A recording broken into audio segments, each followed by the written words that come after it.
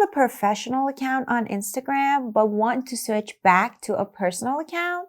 In this video, I'm going to show you how.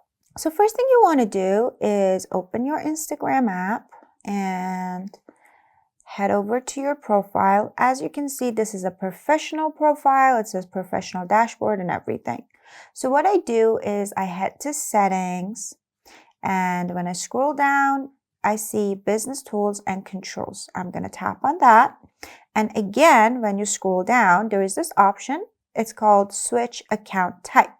When you tap on this, you can switch to personal account or switch to a creator account. So in this case, I have a professional account and I want to switch to a personal one. So just like that, I tap on that. And when I go back to my profile, my account is not professional anymore. Here it says professional dashboard again. Okay, I was going to tell you that when you refresh it, it's going to go away, and now it did.